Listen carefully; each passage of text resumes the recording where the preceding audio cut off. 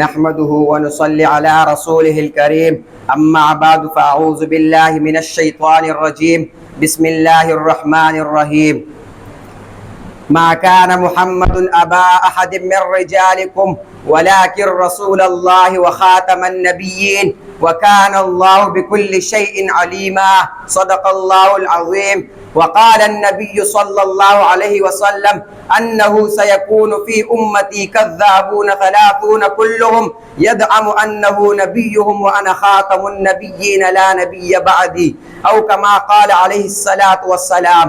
معزز اساتذہ کرام اور میرے عزیز ساتھیوں، السلام علیکم.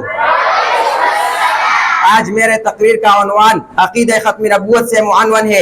سامعین مکرم، عقیدہ ختم نبوت کو ماننا دین کے اہم ارکان میں سے ایک رکن ہے، اور یہ ایک ایسا مسئلہ ہے کہ جس میں تمام امت کا اتفاق ہے کہ جس طرح اللہ رب العزت کی وحدانیت میں کسی کو شریک کرنے سے انسان کافر ہو جاتا ہے، اسی طرح نبی کی نبوت میں بھی کسی کو شریک کرنے سے انسان دائرہ اسلام سے خارج ہو جاتا ہے. اس لیے اب قرآن کریم کی 100 آیات اور حضور علیہ السلام کے 300 فرمودات اور بزرگوں کے تقریباً 1500 ارشادات اس پر گواہ ہے کہ آقا علیہ السلام کے بعد آپ کی نبوت کی کرسی پر نہ کوئی آیا ہے اور نہ کوئی آئے گا. اسی طرح اللہ رب العزت کی وحدانیت، جس طرح وہ اپنی وحدانیت میں وحدہ لا شریک ہے، اسی طرح نبی بھی اپنی نبوت میں وحدہ لا شریک ہے. چنانچہ اللہ رب العزت نے قرآن کریم میں واضح اعلان فرمایا ما کان محمد ابا احد من رجالکم ولكن رسول اللہ وخاتم النبیین.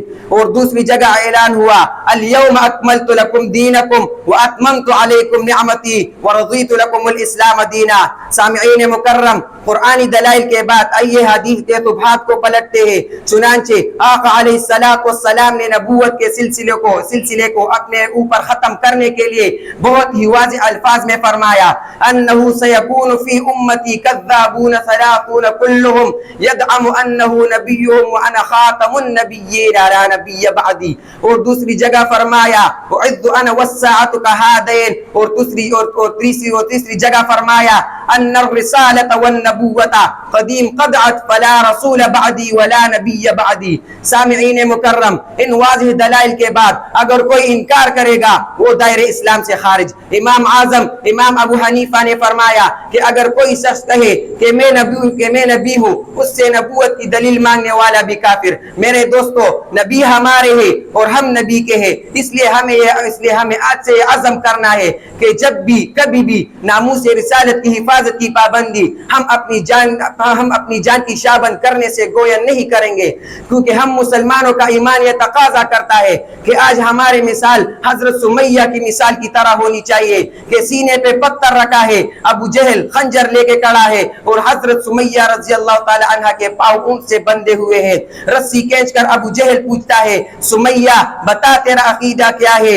اے مسلمانوں، آج اس بہن کا جواب ذرا غور سے سننا. حضرت سمیہ فرماتی ہے ابو جہل مجھے محمد کی صداقت پہ ناز ہے، میں تیری جرت طاقت خنجر سے نہیں ڈرتی، مار. ابو جہل نے چورا مارا. کہتی ہے لوگوں گواہ رہنا، آج میں زندہ 2 ٹکڑے ہو کر زمین پر چیری جا رہی ہوں، لیکن میرے عقیدے میں کوئی فرق نہیں آیا.